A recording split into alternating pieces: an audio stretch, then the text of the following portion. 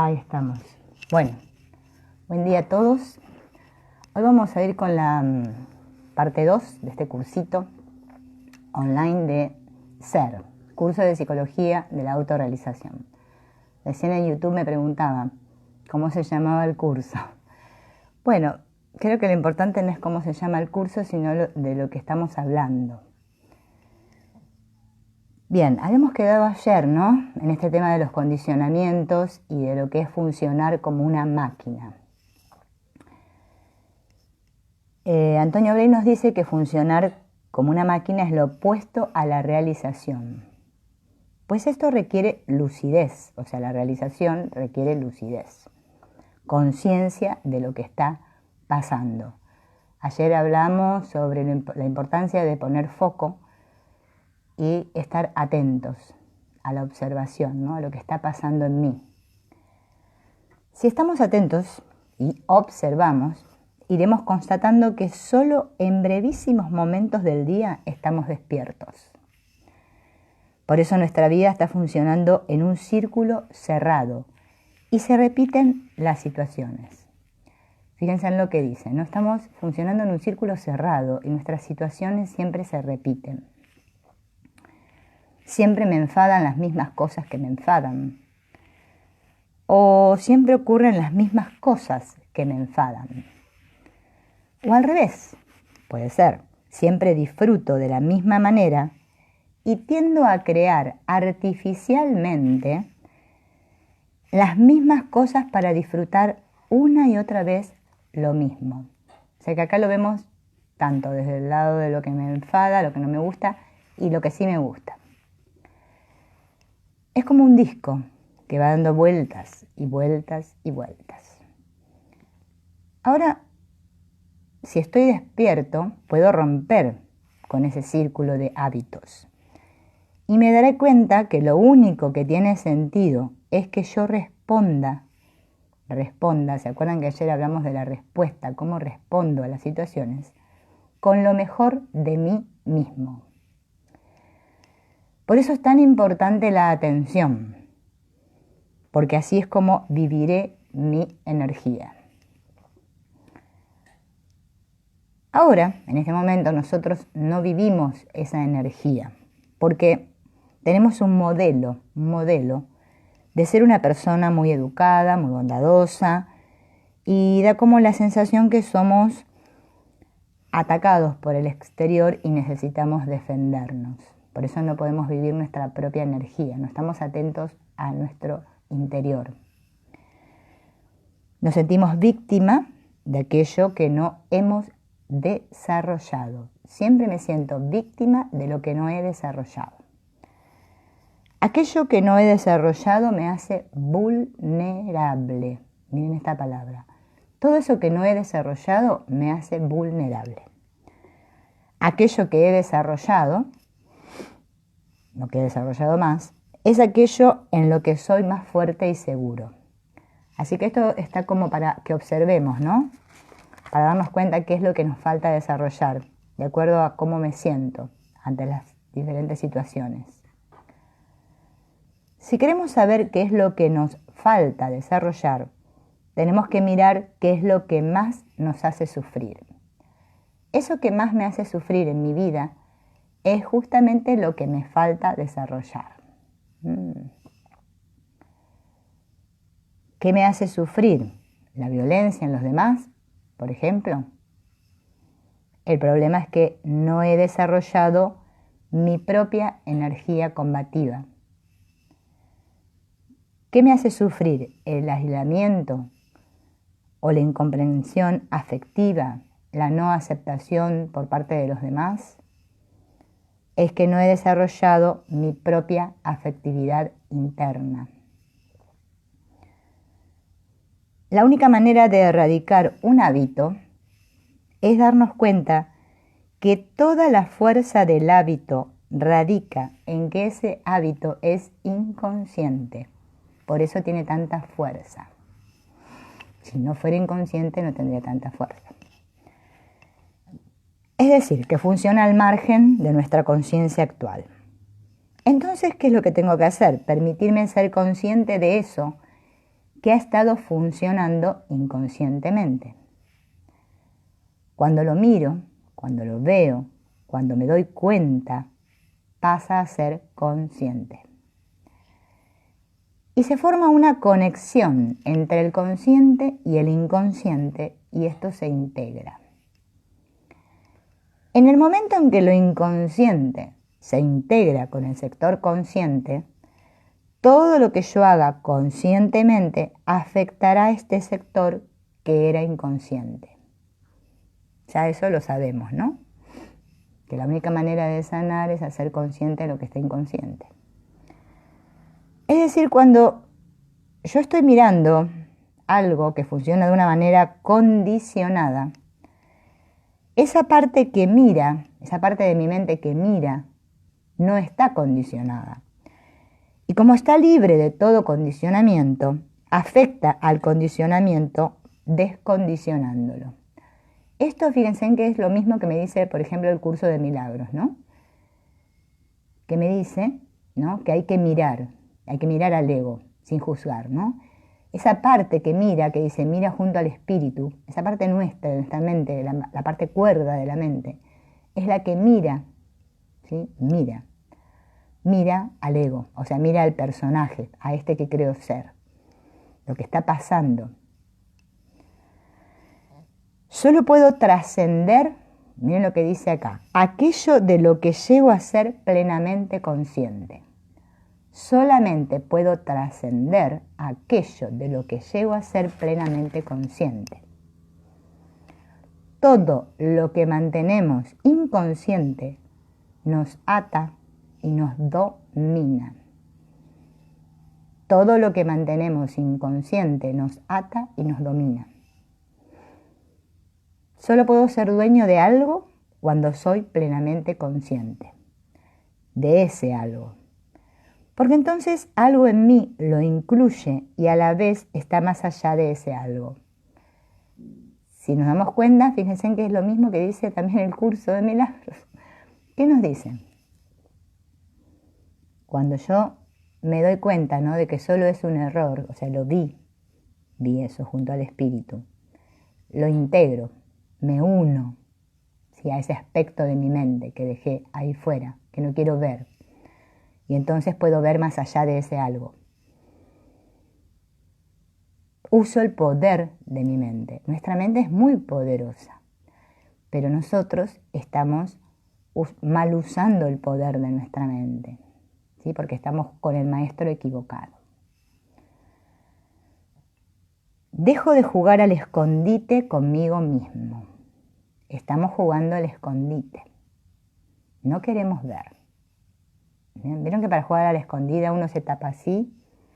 Bueno, así estamos todos.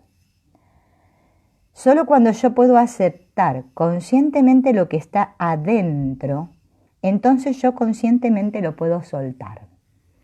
Tengo que aceptar lo que está adentro para poder soltar. Fíjense en que también, si recordamos lo que nos dice el curso de milagros, el perdón es el camino de la aceptación profunda. Tengo que aceptar lo que está en mi mente para poder soltarlo. Si yo lo sigo rechazando, no lo puedo soltar. En este proceso de mirar, ¿no?, que nos dice Antonio Bley, de observar, al principio solamente podemos ver una cosa que pasa. Por ejemplo, dice él, veo que ante una cosa que me dicen, me altero. Muy bien, entonces ¿qué hago? Lo vuelvo a mirar. Vuelve a pasar lo mismo. Bien, sigo observando,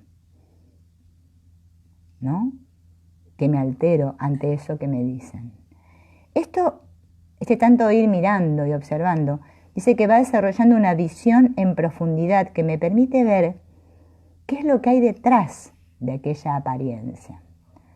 Recordemos que todo lo que vemos aquí son solamente apariencias, ¿no? Son cosas que aparecen y desaparecen. Si yo me dedico, ¿no?, a estar atento y observar, a ver, esto que pasa o que me están diciendo ahora, ¿cómo reacciono? Lo miro, no me juzgo, lo miro. Bien, otra vez vuelve a pasar, vuelvo a mirarlo. tantas veces lo voy a mirar que va a desaparecer. Como dice el curso de milagros, perdonaré y esto desaparecerá. Vamos desarrollando una atención profunda. Y esta atención profunda trae consigo la realidad profunda de la apariencia del síntoma. ¿Sí? ¿Qué es lo que realmente está pasando? Detrás de ese síntoma que estoy viendo ahora hay una realidad que está oculta, ¿no? Eso profundo. El mirar nunca engaña. Lo que engaña es interpretar lo que veo. Fíjense, es el perdón. Mirar sin juzgar lo que está pasando no engaña. Interpretar lo que está pasando, o sea, cuando mi mente analítica comienza, ¿no?, el narrador interno a interpretar eso que está pasando, ahí sí me estoy engañando, porque obviamente que el ego me va a tirar un montón de argumentos, ¿no?, como hace siempre. Si analizo, se crean dos mundos en mi mente. O sea, mi mente se divide. Me estoy separando en mi propia mente, entonces hay conflicto. Para que haya conflicto tiene que haber dualidad, o sea, tienen que haber dos cosas que se oponen, si no, no hay conflicto. Solo en la unidad hay armonía, o sea, paz. Si yo estoy en conflicto es que mi mente está obedeciendo, ¿sí? Se está dividiendo a dos. La conciencia tiene la capacidad de que cuando ve una cosa como ilusoria, la suelta. Fíjense en esto es fundamental. Cuando mi conciencia se da cuenta de que eso es ilusorio, lo suelto. Ahora, mientras le sigo dando realidad, no lo voy a soltar. Curso de milagros, no hagas el error real. Fíjense en que es lo mismo. Mi conciencia tiene la capacidad de que cuando ve una cosa como ilusoria, la suelta. Cuando ve una cosa como error, ¿sí?, dice, es un simple error, deja de estar apegada a ella. La idea de pecado. Si yo creo que es un pecado, no lo voy a soltar. Ahora, si es un simple error, lo voy a soltar. Todo autodescubrimiento es una especie de purga. Miren lo que dice él acá, ¿no? ¿Qué palabra está la purga, no? Que saben que para qué no tomamos la purga, para ir al baño, para soltar, largar todo. Todo autodescubrimiento es una especie de purga.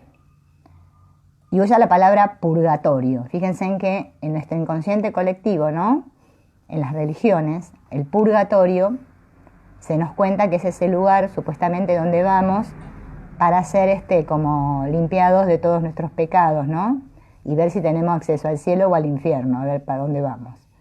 Bueno, por lo cual todo lo que está encubierto tiene que ser descubierto. Mientras haya en nosotros zonas oscuras que queremos mirar, esas zonas oscuras serán nuestro purgatorio y a veces nuestro infierno, ¿sí? Hay zonas oscuras, pero yo quiero mirar.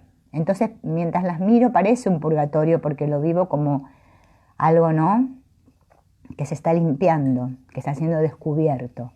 Pero a veces lo vivo como un infierno, ¿sí?, porque el mirar nos provoca mucho dolor, ¿sí?, mucho dolor. Pero tenemos que ser valientes y mirar, porque si no aprendemos a mirar lo que está pasando en nuestra mente, nadie lo va a hacer por nosotros, porque es un trabajo, ¿no?, en ese sentido individual, ¿no?, en el cual yo me tengo que disponer a ver. Todo aquello que no aprendemos por discernimiento, lo aprenderemos por sufrimiento. Esta frase es muy buena de Antonio Blay, me encanta, porque es cierto, si no aplicamos el discernimiento, la vida nos va, o sea, vamos a seguir proyectando, ¿no?, esto que sale del inconsciente y lo vamos a ir viendo y vamos a sufrir. ¿Por qué? Porque no queremos ver. El perdón es discernimiento, es darme cuenta de lo que es real y lo que es falso. Yo tengo que estar continuamente atento a mi mente para ver si eso que yo estoy pensando, ¿no?, eso que pienso, ¿es real o es falso? ¿Es real o es falso? Si observamos, veremos que cuando por dentro o desde dentro surge miedo, podemos hacer dos cosas. Una de las cosas que podemos hacer es aceptar, bien, y seguir sintiendo y mirando.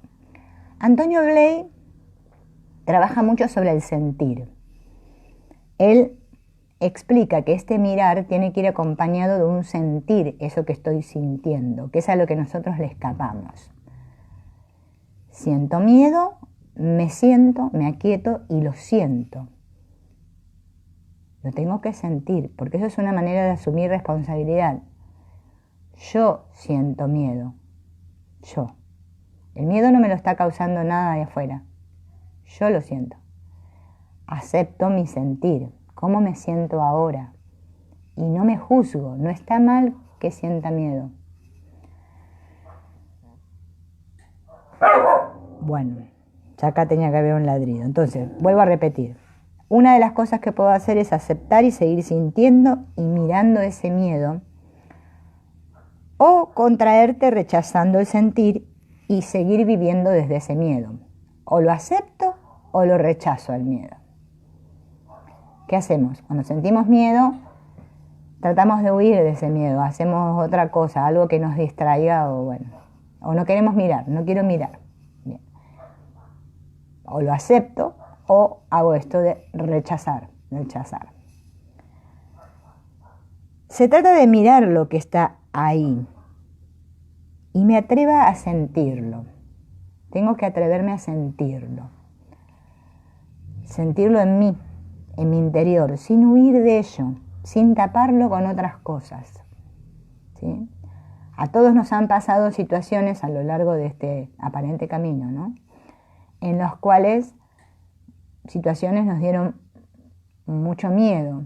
Bueno, ese miedo, ¿sí? Por más que, no sé, supongamos que estamos llorando o lo que sea que nuestro cuerpo exprese, ¿no? Me tengo que quedar sintiéndolo y observarlo, sin juzgar. No empezar con mi mente narrativa a decir, no, yo no debería estar sintiendo miedo. Este miedo se debe de ver a tal cosa que... No, solo lo siento. Respiro y siento. El respirar y el sentir van a hacer que nos aquietemos un poquito, ¿sí? Recuerden que todo miedo es inventado, pero bueno, para mí ahora es real. Yo lo estoy sintiendo y lo tengo que sentir y tengo que dejar de escapar del miedo. Entonces, hemos de aceptar que si lo desagradable está ahí, lo correcto es que yo lo viva, no que lo rechace. ¿Sí? Todos sentimos miedo aquí, todos. Acá nadie se salva. El tema es no taparlo. Muchas personas no pueden con su miedo y hacen diferentes cosas, ¿no? Para escapar de ese miedo. Y la única sanación es sentir ese miedo. Sentirlo, porque no va a pasar nada. Porque no es nada. No es nada el miedo. Cada uno de nosotros ahora está hipnotizado. Vaya que estamos hipnotizados. Con unas ideas. Y ese es el límite que tiene nuestra mente. Si no, no viviríamos como esta conciencia limitada. Nosotros nos estamos viviendo como una conciencia limitada. Creemos que hay límites, hasta acá, esto es lo que puedo, hasta acá, ¿no? Soy este cuerpito, esto, ¿no? Como una conciencia limitada en un cuerpo. ¿Por qué? Porque nuestras ideas, todas estas ideas que tenemos todos, a las cuales le hemos dado realidad, ¿no? Nos tienen a todos hipnotizados. Nos vivimos como conciencia limitada porque a la vez que estamos viviendo un límite, a la vez estamos más allá de ese límite. Por eso se habla tanto, ¿no?, de esta mente que está dividida. Hay una parte de mi mente que sabe que yo estoy más allá de eso, que no es verdad, no es verdad. Pero hay una parte de mi mente que sí, que cree en los límites. Entonces imagínense en el conflicto que hay en nuestra mente. Yo quiero ser amor, sé que soy amor, pero yo siento miedo. Siempre, siempre la mente está en esa ambivalencia. Prestemos atención por un momento y recordemos cuando hemos estado ante situaciones muy trágicas o muy dramáticas. Todos hemos pasado situaciones así, ¿no? Muy trágicas o dramáticas. Y observemos cómo en esas situaciones reproducimos las mismas quejas, los mismos argumentos, el mismo tipo de llanto, repitiendo siempre las mismas palabras una y otra vez. A ver, añadir. A ver, vamos a invitar a María. Yo acá, con esto, soy medio muqueso. Porque ahí dice invita, bueno, ahí está, ahí la invité, ahí invité. A Nati, ¿no? Ah, no, María. Ah, no, a ver quién dice. María Mauricio. Bueno, a ver. Somos conscientes cuando estamos quejándonos, o sea, que nos pasa algo, ¿no? X situación, que para nosotros es trágica o dramática, porque fíjense en que para todos las mismas cosas no son trágicas y dramáticas, para cada uno, ¿no? Son diferentes, pareciera. Y siempre ante esa situación decimos lo mismo. Repetimos el mismo argumento, lloramos de la misma manera y decimos las mismas palabras una y otra vez. ¿Somos conscientes de que hacemos eso? A ver, la mayor parte no. Lo hacemos y es como una cosa automática, que la queja, ¿no? La queja. Es como si tuviéramos un botón, ¿no? Un botón que al presionar alarma, ¿no? O sea, como lo que está grabado allí dentro sale mecánicamente, ¿no? Es como que actuamos así nosotros.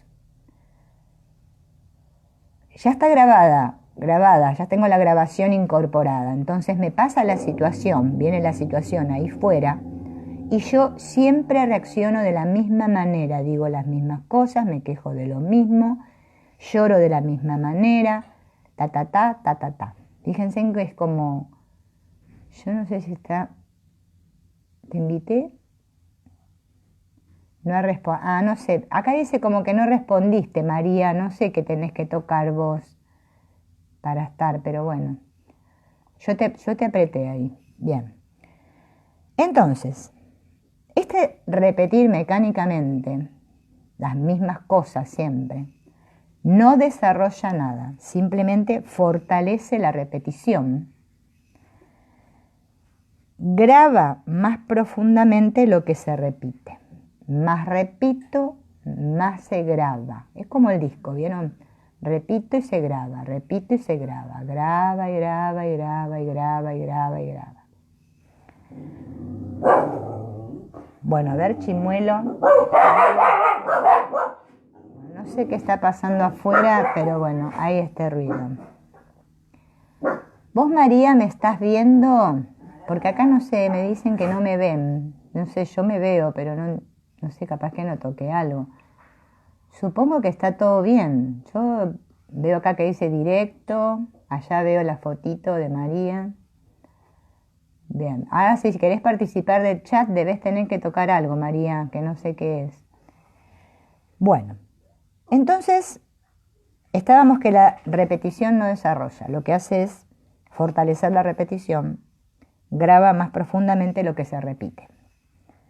Ahora bien, si cuando yo estoy llorando o quejándome frente a esta situación, yo estuviera consciente de lo que está pasando y me viera a mí mismo repitiendo lo mismo de siempre, me viera a mí mismo qué es lo que realmente me duele y no lo que parece que me duele, la cosa cambiaría. Ese que observa al personaje lo que está haciendo, otra vez está llorando y quejándose de lo mismo.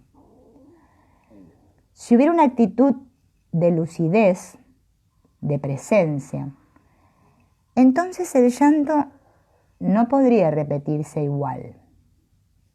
¿Bien? Una actitud de lucidez, de presencia en ese momento. No de dejarme chupar por la peli. no, sino que me aquieto y estoy presente. Soy consciente de lo que estoy haciendo. Estoy llorando. Ah, ahí está, ahí apareció Celey. Ay, no sé, Celey, cómo funciona esto. Bueno, ya iremos aprendiendo. Si yo adoptara, ¿no?, esta actitud de estar presente ante lo que mi personaje está aparentemente haciendo, que aparentemente parece que le pasa, que le duele, y lo observo, ¿no?, la cosa cambiaría, porque ya no me dejaría meter, no me metería dentro del drama. Ese estar presente alteraría el carácter de ese círculo cerrado en el que estamos todos de lo aprendido. Alteraría la cosa. ¿Por qué? Porque yo ya me pondría en esta actitud que hablan todas las espiritualidades no duales, del observador, el que está atento, ¿sí? Atento, y es un foco. Antonio Bley usa mucho la palabra foco. Bien, fíjense que foco tiene que ver con focalizar, ¿no?, con atender esto. Estoy lúcido, y eso depende de mí. Y ese foco en mi mente dirige su atención hacia donde quiere. Esto, fíjense en que es lo mismo que el curso de milagros, que me dice que esté atento a qué maestro estoy atendiendo, ¿no? Qué maestro le estoy prestando atención. Todo está en mi mente, o sea que el espíritu y el ego están todos en mi mente. Esas son cosas que están ahí fuera. Foco, poner foco. Eso es lo que nos falta a todos, poner foco.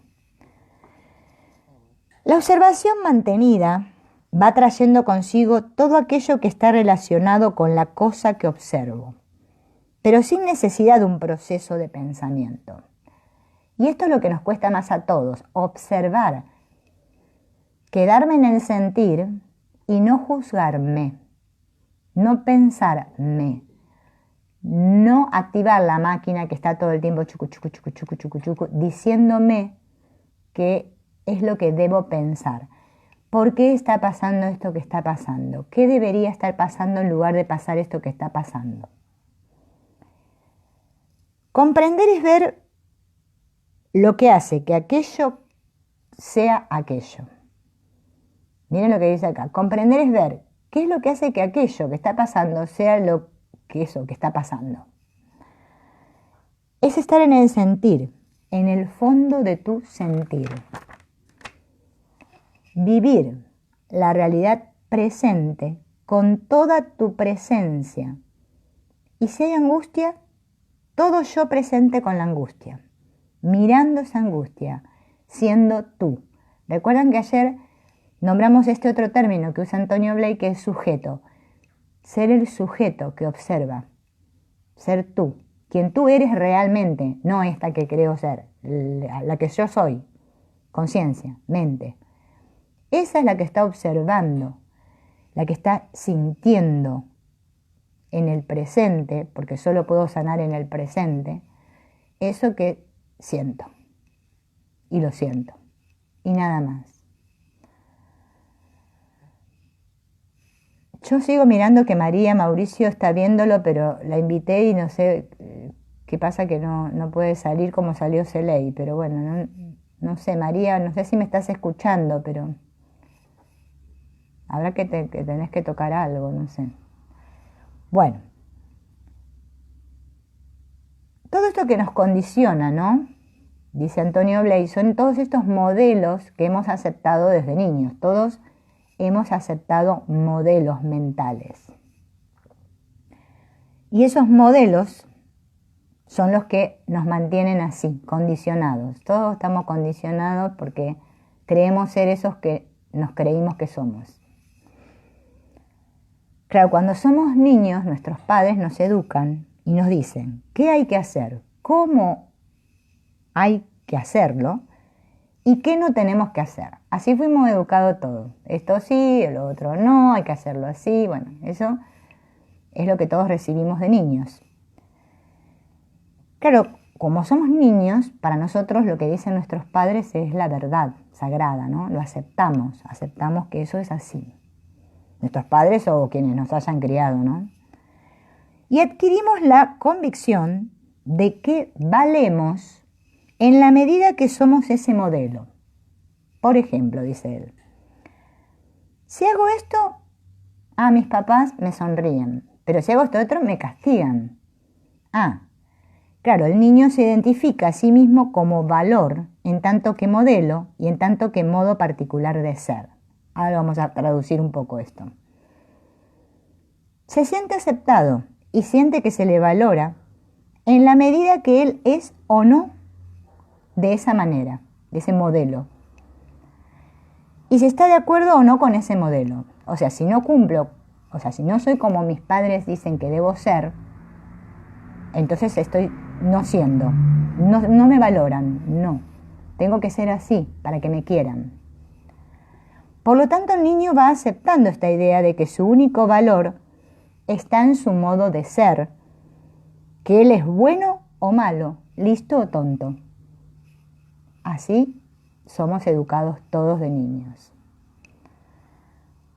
Entonces él no se siente aceptado por el hecho de que él es un ser, que es un foco de inteligencia, energía y amor, felicidad.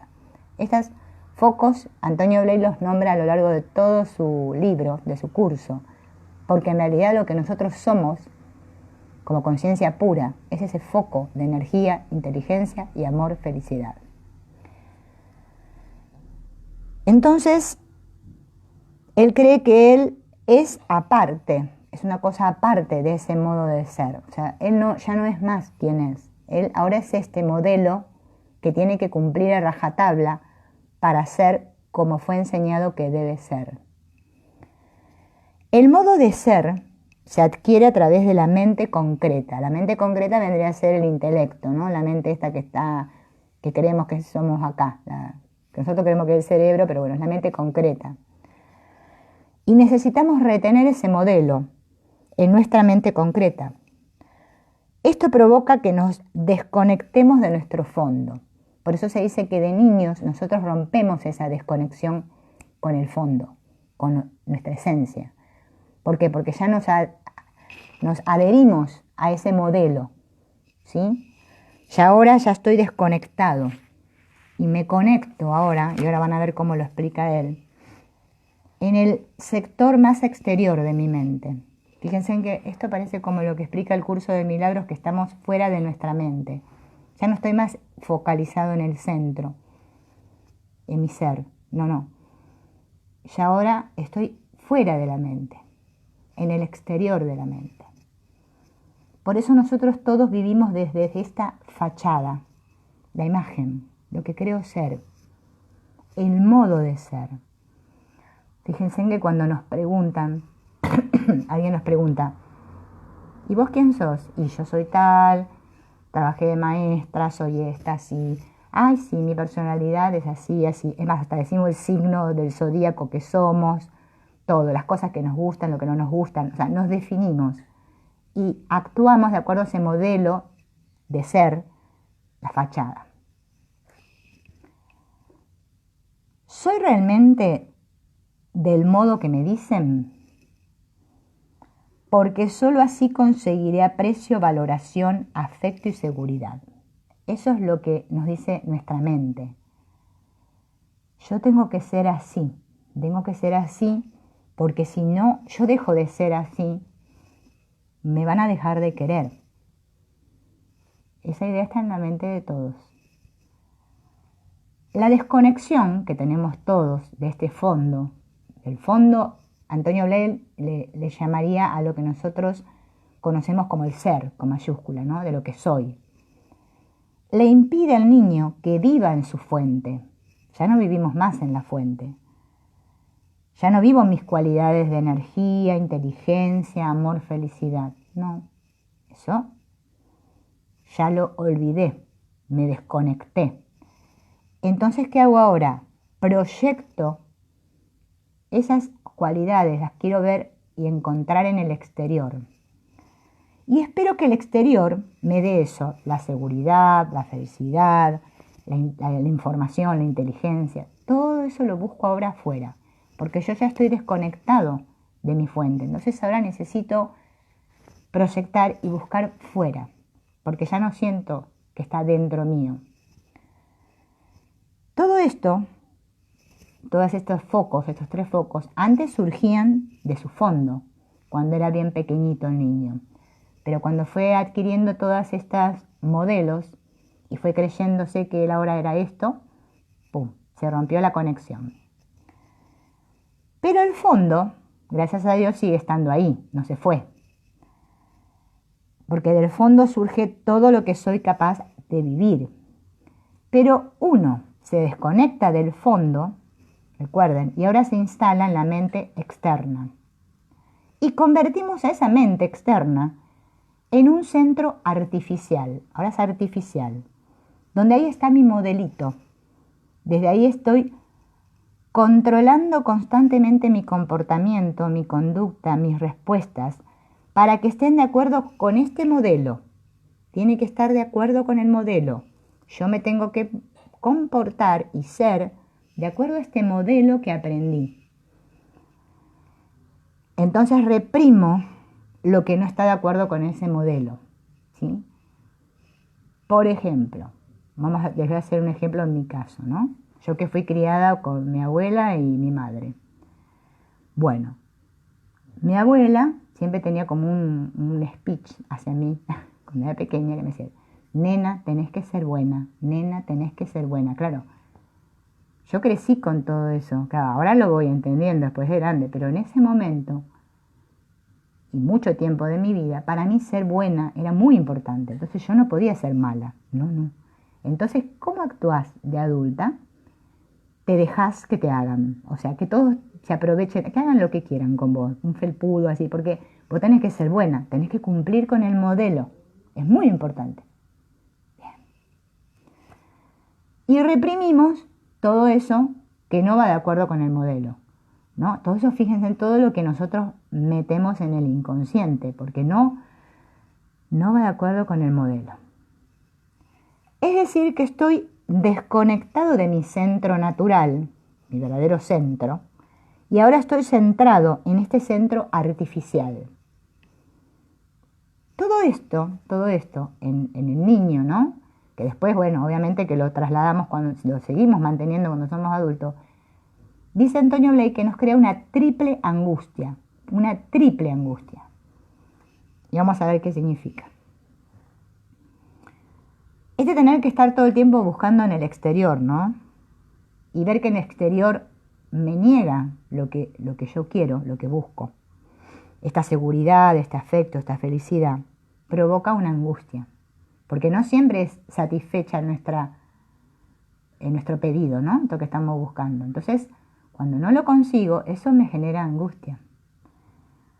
Y él dice que esta angustia es triple, porque todo está funcionando en estos 3 niveles. Vieron que él habla del nivel mental, el nivel, esperen que lo voy a buscar porque se me olvida, el nivel afectivo y este nivel inteligencia, ¿no? Este nivel energía. Ahora vamos a ver cómo se va esta angustia, ¿no? Esta angustia mental que todos tenemos, ¿no?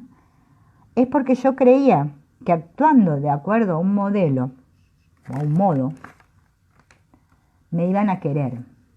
Pero a veces parece que por más bueno que yo me comporte, por más bueno que sea, las cosas no funcionan. Entonces surge la inseguridad. No sé cómo tengo que ser.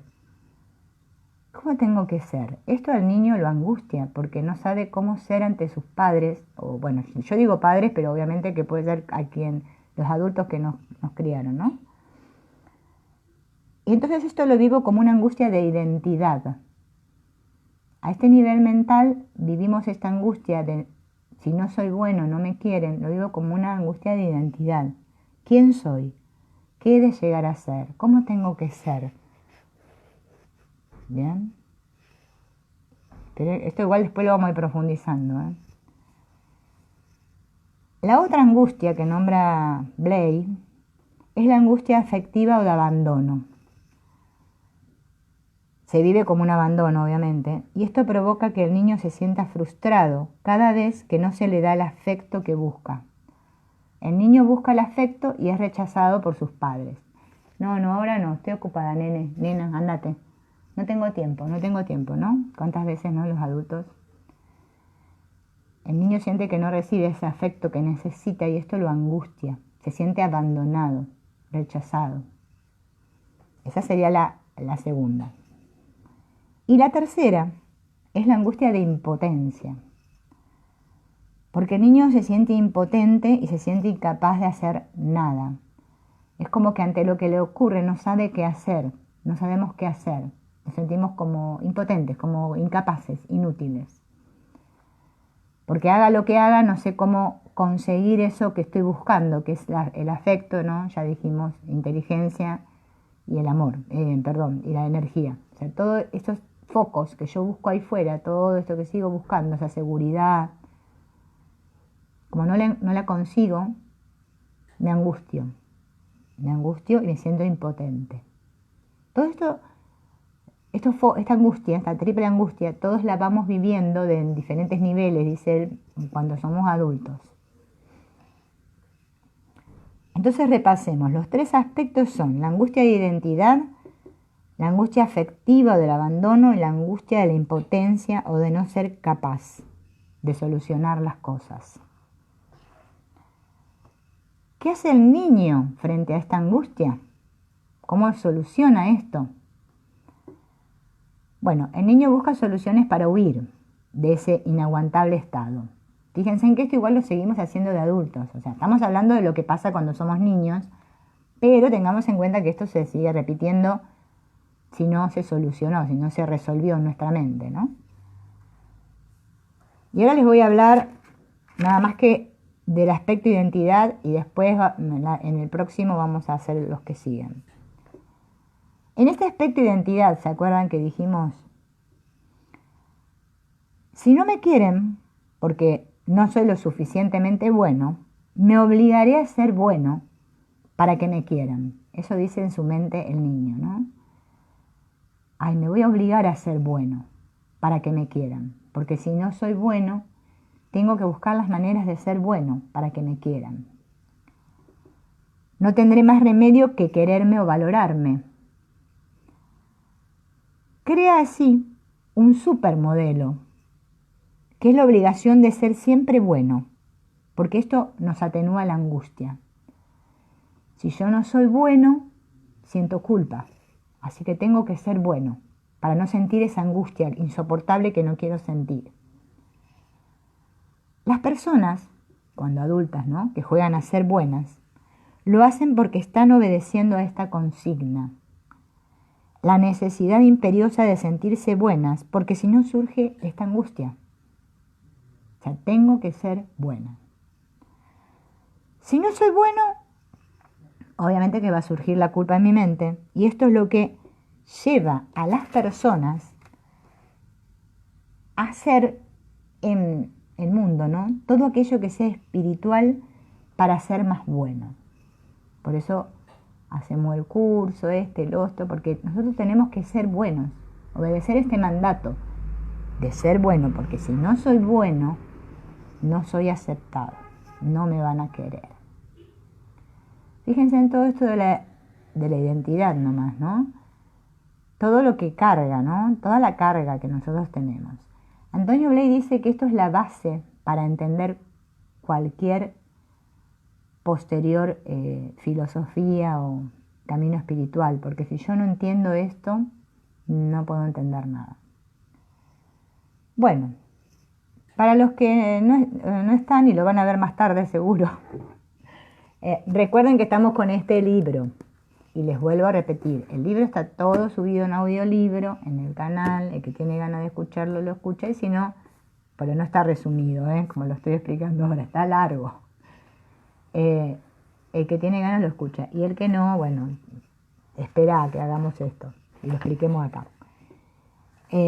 Ahora nos faltaría explicar los otros dos tipos de angustias, ¿no? Y después vendría esta parte que yo les cuento del yo ideal y el personaje. Esto está bastante, ¿no?, bastante bien explicado porque, bueno, recuerden que Antonio Bley era psicólogo y que fue el fundador de la psicología transpersonal, o sea, que trasciende a la persona. no se queda solamente en el análisis de la psique humana y nada más, buscando causas y todo como hacemos cuando vamos al psicólogo, sino que trasciende, que nos lleva a conectar con ese fondo del cual estamos todos desconectados. Y que después resulta que nos ponemos a practicar cualquier espiritualidad y nos cuesta horrores, y la mente lo traduce en no lo entiendo, qué difícil, no puedo conectar con Dios, no me siento, no puedo sentir. Claro, ¿cómo vamos a poder sentir si estuvimos toda la vida escapando del sentir?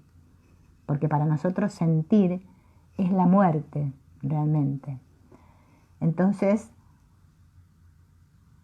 este trabajar, ¿no? El sentir, como propone Antonio Bley, este conectar otra vez con esta esencia que somos, él lo lleva, ¿no?, muy bien en este libro y en el otro que les comenté, que es Creatividad y Plenitud de Vida, que en ese se aboca más a la parte de la oración, ¿no? De cómo conectar con Dios, ¿no? Este es más espiritual, el otro. Este es más psicología, ¿no? Pero tenemos que tener esta base. Parece como el curso de milagros, ¿vieron? Que primero nos explica todo lo del ego, cómo funciona el ego, la dinámica, todo en la mente, y después nos va diciendo cómo conectar, ¿no?, con esto, cómo volver al amor que somos. Bueno, espero que les haya gustado y veremos si, no sé, el lunes haremos el otro. Yo digo veremos porque nunca se sabe. No sé si voy a tener la compu para el lunes o no. Bueno, si no, seguimos en el celular. Es lo que hay. Bien, aceptación. Nos vemos. Chao.